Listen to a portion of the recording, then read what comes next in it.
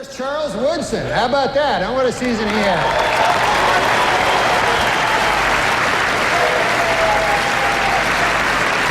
Great, man. He became the first defensive player to win the Heisman Trophy. And congratulations, Charles. That is something that no one can ever take away from you. Unless you kill your wife and a waiter, in which case... all bets are off. I was watching last night. I saw speed skating. And my goodness, you know, could the outfits they wear be any tighter? Holy Lord. There was an East German woman, I swear, you could see the outline of her entire penis. It was... This is Viagra. It's insane. And you know what it's for? Impotent people. All right, yeah. It's for impotent guys. So get this. I read this. The pill can make your cock hard for 4 hours. Right. So now, who has the 4-hour hard cock? The impotent guy. The rest of us are fucked. Me and you got our regular cocks. Meanwhile, fucking Spade is, you know... Yeah. I love Lost. You ever watch Lost? Yeah, I'm obsessed with the show. Yeah, yeah. Yeah, I'm still watching it. I watch it on the link. No, yeah. You got that working? On the computer, where you can watch like you can watch them right after each other. So you don't have. There's no cliffhanger, you know. Yeah, you I know about that. You probably watch it 6. Do you think I'm 80? No, you probably watched the show, though. I did. I watched it during. So that must have been incredibly frustrating. No, it wasn't. Why would you say that? Well, because I couldn't wait 30 seconds to get into it on my DVD. Sometimes it's better to space things out, though, and discuss it with your friends, have a little talk about what happened, and then you have to wait a week, and it's, you know, it's delayed gratification. Yeah, I guess, yeah. That's what's fun about a book club.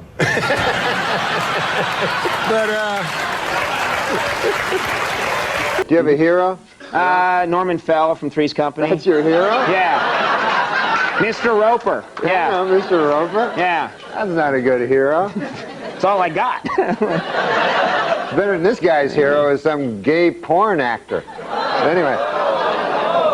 What are you talking about? What? I don't know. We got a lot of power here, a lot of juice. Mr. Rule Arledge is here, of course, the chairman of ABC News, you know, and a lot of crazy stories coming out of that division, you know.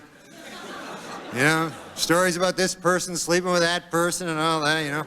Scandal after scandal. If you heard the latest, I heard this just the other day. There's a rumor that last week, a certain, I don't want to say who it is, a certain gentleman in ABC News, he went to a party and he got really drunk and he ended up having sex with his own wife.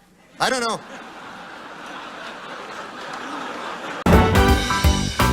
Now, do you think Cosby's legacy will be hurt?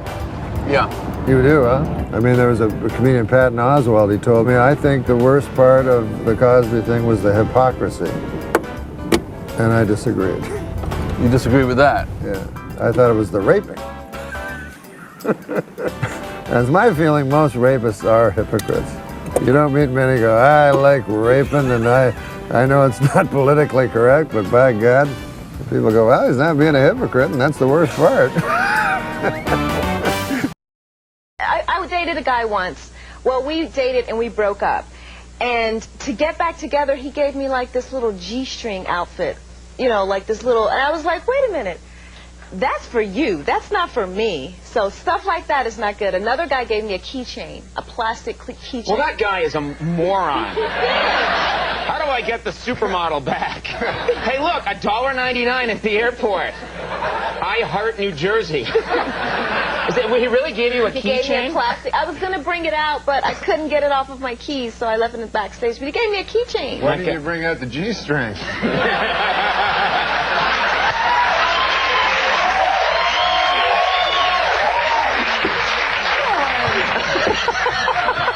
I love that my dirty uncle's here for this tonight.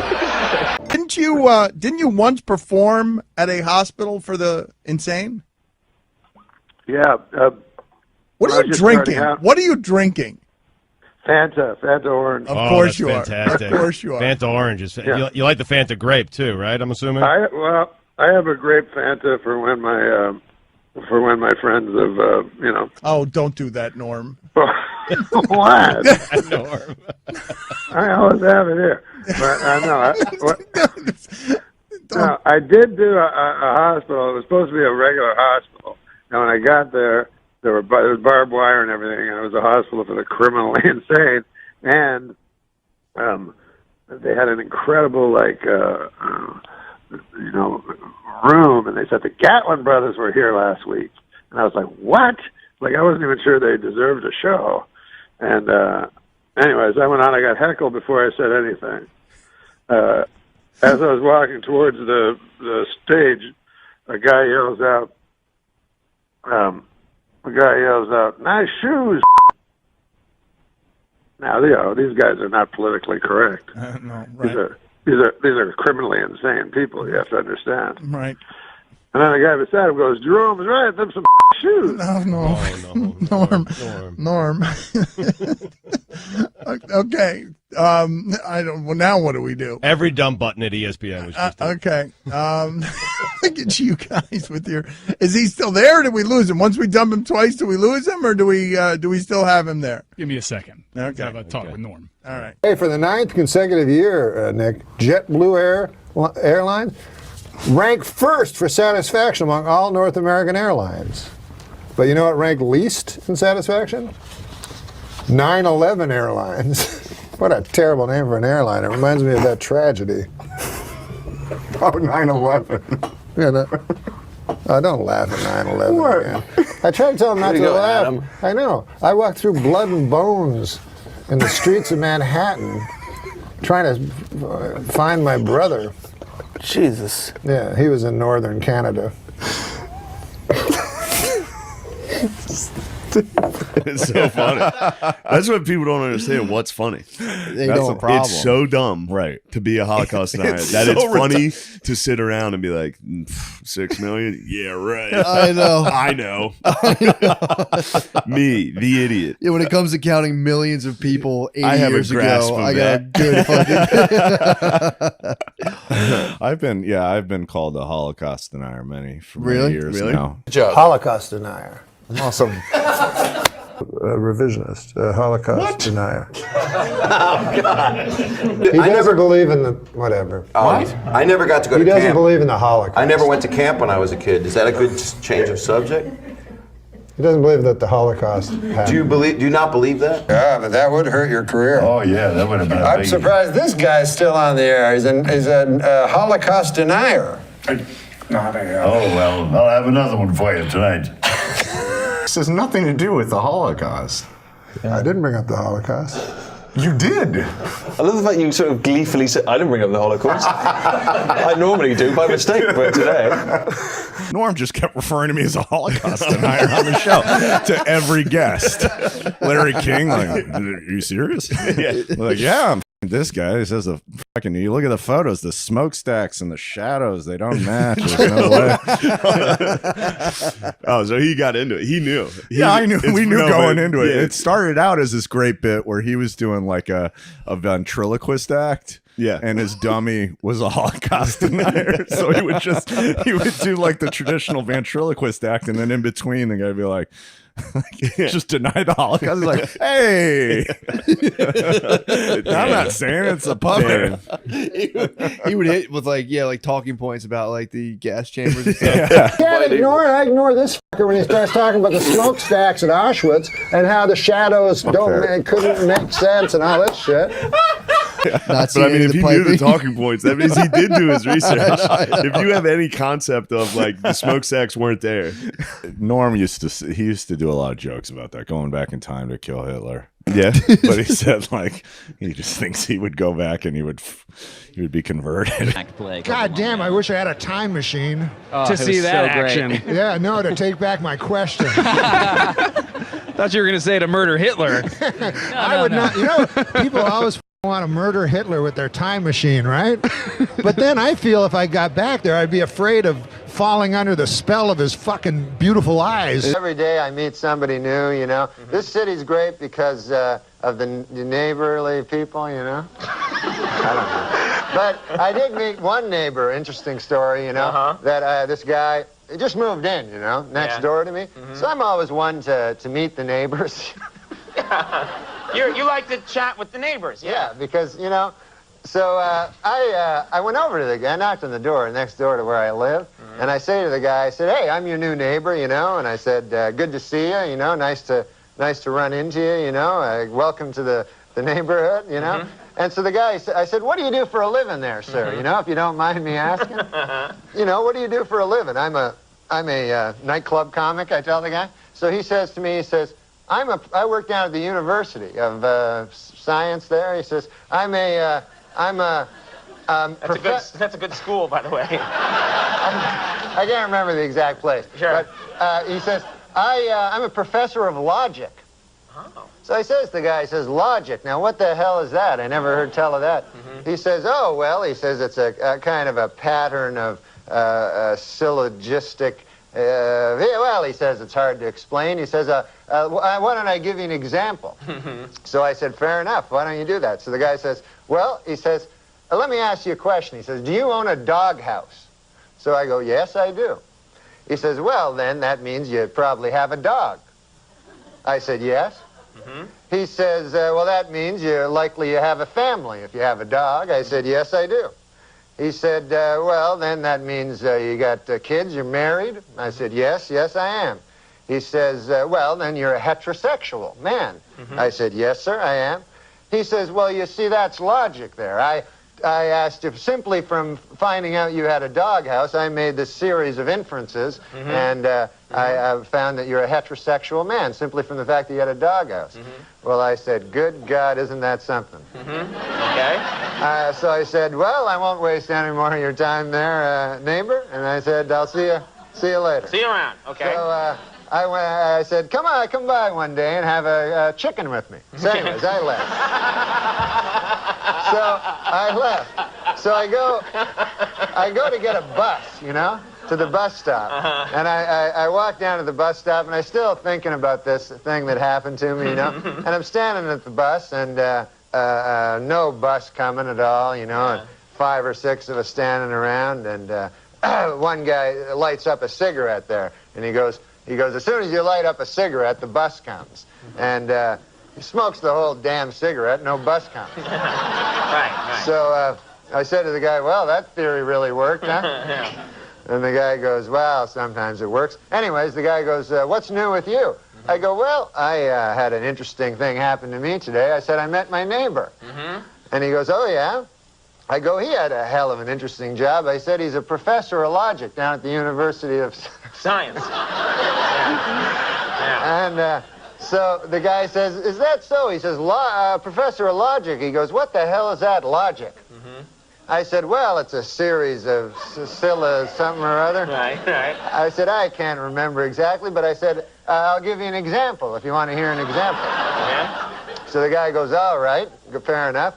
So I said, let me ask you this. I said, let me ask you a question. Do you own a doghouse? And the guy goes, no, I don't own a doghouse. So the guy says, oh, yeah, you're one of them gays.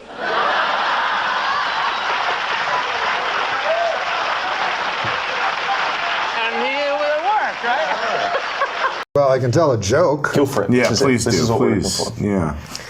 There was a little boy in school named Dirty Johnny. Now, he's not dirty in this joke, but he'd always be a hellion in class, and the teacher didn't think much of him. So the teacher has a project, or not a project, but an in-class thing. How'd that go again? She says, now, this is what you're going to do here, class. I want you to stand up and tell the class what a story from your life, and then afterwards say the moral to that story. So a girl puts up her hand. Yes, Becky. What's your story? So Becky stands up. She goes, my dad works for the hatchery here in town, and what happens was he got about 15 eggs. And he put them all in one basket, all the same basket. So he put all his eggs in one basket. And he put it on the horse and buggy and drove back home. And by God, Becky says, the bouncing and all the eggs broke. Well, that's a good story, the teacher says, but what would the moral be to that? Becky says, well, the moral is, don't put all your eggs into one basket. But goddamn, says the teacher, that's a good one.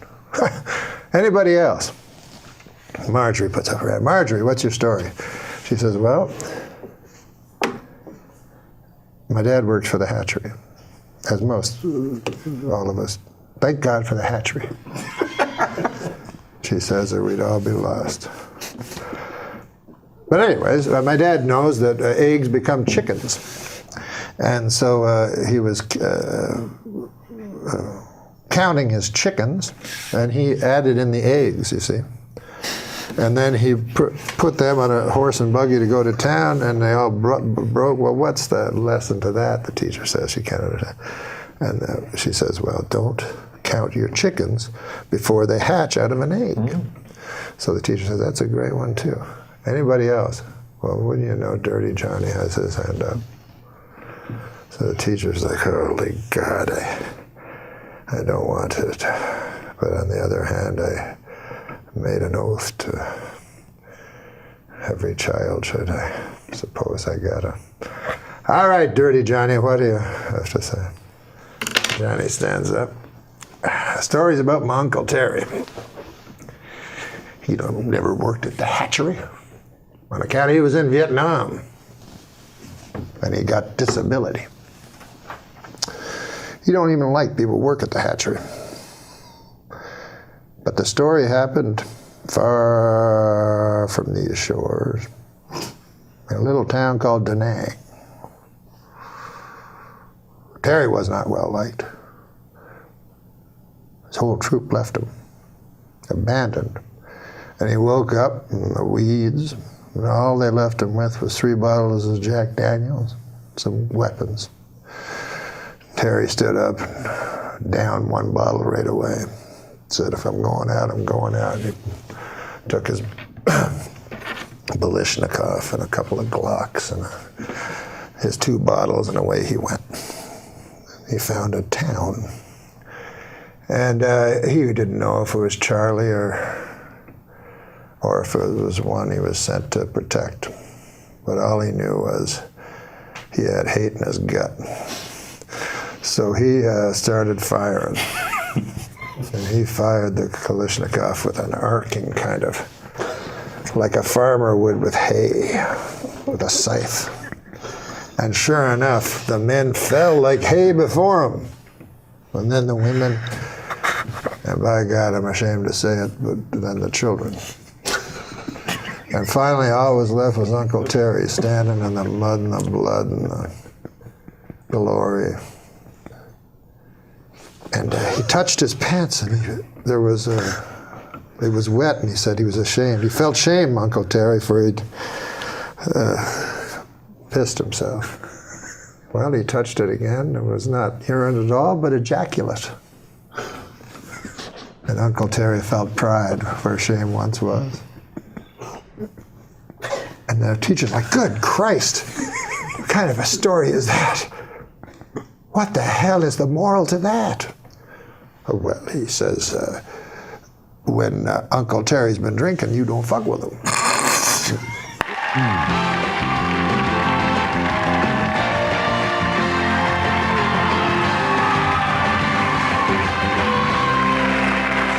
try these words out. Droll, sarcastic, controversial, hilarious.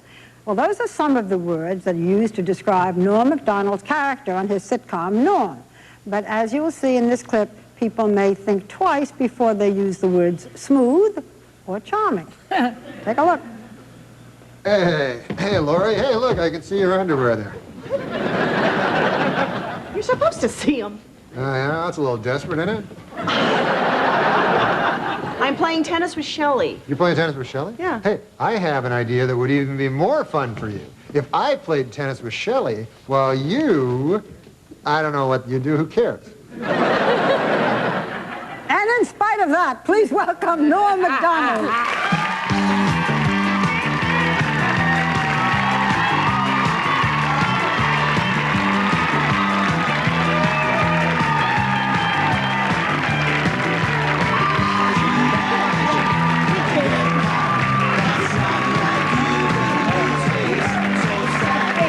All right, what's up, man? Okay, Norm, you're Canadian. Yes, I am. So what do you think of this whole presidential mess? Well, I hope that the Democrats don't steal the election from the winner, you know, but who knows? You like George Bush, don't you? I love George Bush, man. He's a good man, decent, you know, none of this. And he's, you know, he's not a liar, a crook, murderer, or anything like that. So it'd be good to get the.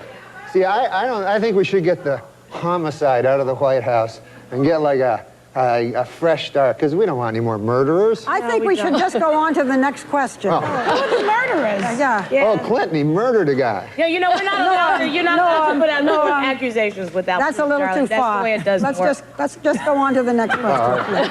Yeah. This is not my week. What can I tell you? Oh, it's not mine either, and I'm being very nice, okay? Be a good boy. Now, Norm. Do you never hear that? No. Listen, we don't need to talk want to get about into that. this, and I don't want to hear it, and this is not the place to make those accusations, and you're supposed to be funny. Let's get on to the next question. So get with it. There you go. This is a live show. Not for nothing, Norm, but you have been properly chastised by Barbara, so I'm now going to ask the next question. I thought it was a matter of record. Shut up. Shut up. Look, let me do this, okay? I'll tell you what's a matter of record. You will not be invited back if you don't shut up. All right, now. Let's talk football. All right, manslaughter. Let's talk football. Norm, did you ever hear the word? The phone is ringing. I certainly hope that's somebody calling to tell you to go home. Oh, no. Dude, you got a phone ringing. Oh. Answer the phone. Hello? Oh, yeah. Oh, no. The thing is this. There, you know Matt Strauss? Yeah, the producer. The producer. He told me it would be funny. He said, like, why don't you carry a cell phone on and then let it ring and then pretend like there's a guy on it? Is there anybody on it? No, it's a thing. Pretend. You know what, Norm? You're a dead man. Here, you talk to him, man. You know what, Barbara? You know what you said about rage and work? Give this man a plate of soup and tell him to shut up. Norm, all right then. Let's see. Norm. What? Okay, listen, Norm, listen. Not only have you annoyed us, but I've read that you have actually annoyed one of your idols. Who is that? Oh, the great Bill Cosby. Yeah, what'd you do? Oh my God, I love that guy. He's my hero, you know, just like you, maybe George or Bill Clinton would be your hero. I love. There's no stopping you, is there? No, you seem to like Bill Clinton. They really, and this man leads into our show on Friday night. I know. It's all right, his career's over after this anyway. Who cares? Go ahead, Norm. No, Bill Clinton, who's a great man, obviously. You know, everybody has their opinions, right? Mm-hmm. Are you moving along? No, You're Bill going to get to the point. Cosby. Cosby. Oh, God. Cosby. What's in that coffee? What are you drinking in there? Now, Bill Cosby is a great man, first of all. There has never been any accusations toward Bill Cosby about any... Will you just tell us what you did for Bill Cosby? Oh, I met him. I opened for him at a club, and he was a great man, you know. He's my hero of all time. You know how funny Bill Cosby is, Yeah, right? so I'll get to the point. I'm going past menopause. Make the point. Let's go. Not everything has a point. We are learning that, okay?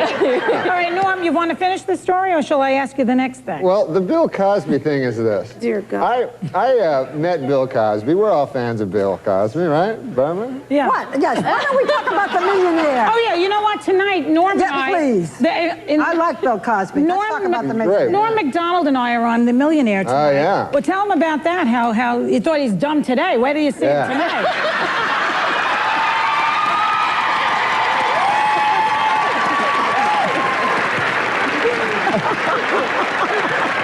Come on, Norm. Tell him, Norm. People always told me Hollywood was like incredibly liberal of bias, and I thought it was untrue. But You want to talk about the millionaire? Yes, I do. You have 10 seconds to tell how talk much about you the want. millionaire. Don't tell how much. Don't tell him what I won? No. Oh. You're not allowed to tell anything like that. Well, what are you trying to ask him then? I don't know. Okay. You didn't answer anything anyway. All right. Okay, so he's on The Millionaire Tonight, and he's on Friday nights, and on Monday his taxes will be audited. So he's on Friday nights at 9. He's on The Millionaire at 9.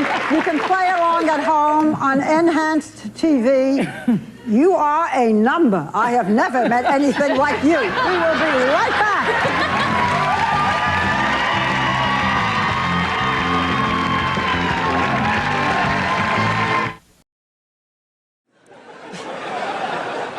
Enough of this grimness. Although my buddy, I did want to say one thing about my buddy Richie, who has a disease, and but it's an interesting disease he has. He has the disease of alcoholism. And he came to me, you know, and he told me, and I like to look. I'm the kind of guy who likes to look at the bright side of things, you know. So I told him, I said, Richie, it's true that you have a disease and everything, but I think you got the best one.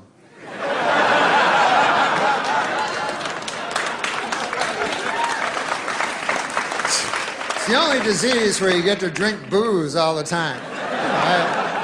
I haven't looked at every medical journal, but I believe it's the only disease where you can constantly drink booze. As a matter of fact, that is the disease. You know, and I don't think Richie would think if he had a disease. Like, I don't think Richie would go to my Uncle Bert, go, hey, I understand you got bowel cancer. Ah, man, I know how you feel. I gotta drink a lot of booze. Those diseases, they're tough, those diseases, huh, Uncle Bert? Hey, what's your symptoms, Uncle Bert? Well, my bowel, I got blood pouring out of it all the time. I got bowel blood pouring out, gushing out of my bowel, almost nonstop. And I got searing, clawing pains, ripping, tearing, you know, mind-screeching bowel pains, and they're combined with aching, dull, soul-deadening bowel pain. Those are basically my symptoms. How about you? I get happy. And, you know, I tend to be able to talk to people easier, I find.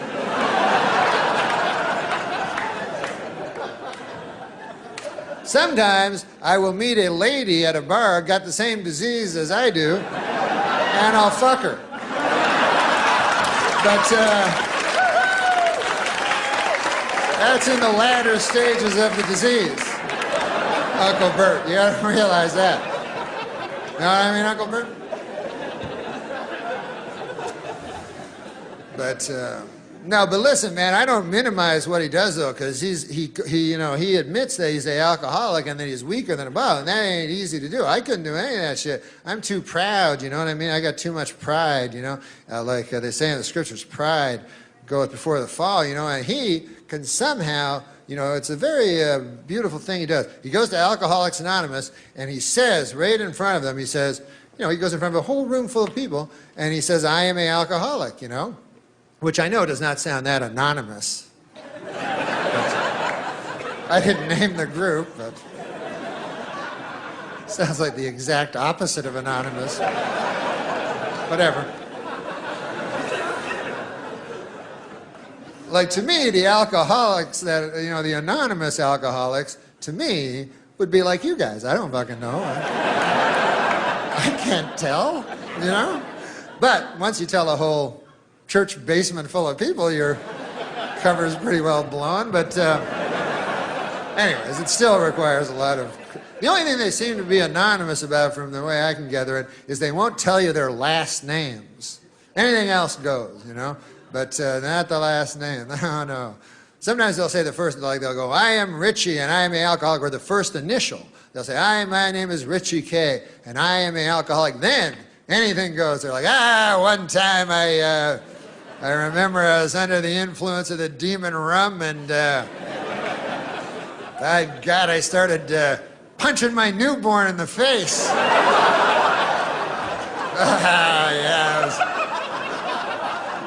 I looked down at my fist and it was all bloody with, I don't know what it was. It was either from my knuckles or my son's skull. Yeah. I'm not telling you my last name. That's none of your beeswax. As far as I'm concerned, a man should have a little, you know. Ever tell you about the time I blew a dog for a pint of gin? Ever tell you that? Oh, yeah, I did tell you that. First initials K, I'll give you that much. Richie K, but I'm not going to tell you the last letters. Plus, you can memorize my face. But other than that, I would like to keep this completely anonymous. If there was just a way I could...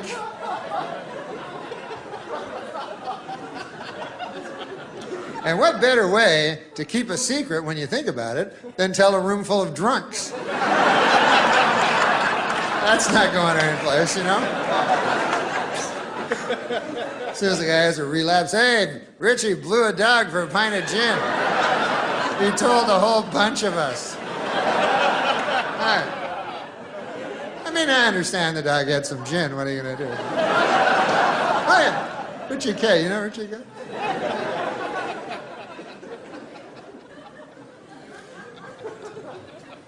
But I don't drink myself, you know. It's not because I'm no big guy. I'm just afraid, you know. I fear everything, you know. And so I'm afraid to and stuff. But I used to. Now I don't drink. And when you're with people that drink, it doesn't work out. That's why that designated driver thing, I don't think ever worked out. I see ads for it again, like I think they're trying to resurrect that idea. But it's kind of a flawed notion, you know. It's like, hey, Bill, listen. We were wondering if you'd come out with us. Here's the idea. We want to go out and drink, and then we were hoping you'd come with us and not drink. How's that sound to you? We're going to go to a bunch of different bars and drink, and then you come with us and not drink. Also, we're not going to be driving. You're going to pick us up at our different houses, go to a bunch of bars, not drink while we drink, and then drive us all home. How's that sound to you? How's that catch you? I was like, I don't know. What's the catch? It sounds too good. For some sort of...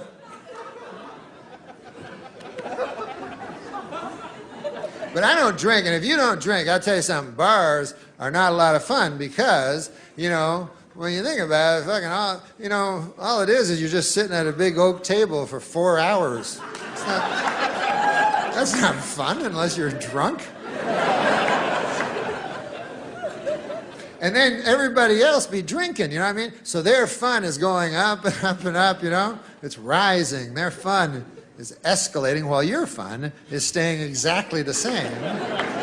And then by the end of the night, you don't even know what the fuck they're laughing about. Just everybody's laughing. And then they start resenting you for it. I've seen that, man. Drunk people do not want a not drunk guy there. I know that. I've been there so many times. It always ends the same. Guy comes up to you and goes, hey, what's the matter with you? Cheer up. Ah. Then you're like, oh, no, I'm having a good time, too. Don't take a wild swing at me when I'm not looking. I'll be driving you home later. This is a lot of fun. Are you talking about Melrose Place? No, because You're the biggest ass I ever met. And I love you for it. No, because I swear to God, and when I lived in L.A., I lived on the actual street called Melrose Place. There's an actual street. There's a Melrose. Is there really a Melrose There's really place? a Melrose Place. Okay, You know this, right? Yes, it's true. So they opened a restaurant called Melrose Place on it, and then it's right beside my house. And every time I go out, there's all these retards, like tourists, and then these tourist retards, like they're always fat and they're taking pictures, standing in front of this restaurant. Yeah?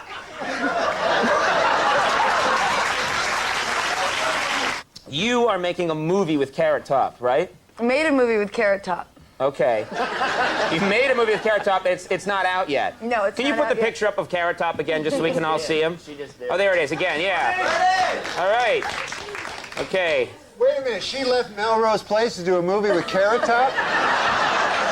That's where I'm going, my friend.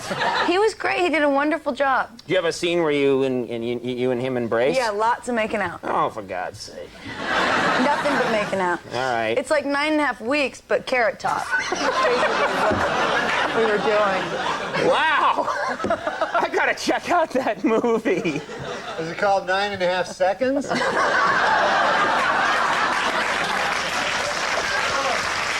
But what's the movie gonna be called? Really? I know what it's going to be called. Yeah, what's that? If it's got Carrot Top in it, you know what a good name for it would be? What's that, Norm? Box Office Poison. What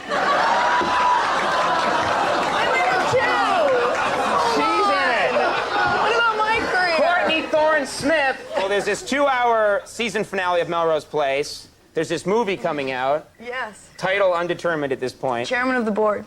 Oh, all right. Do something with that, you freak. I bet the board is spelled B-O-R-E-D.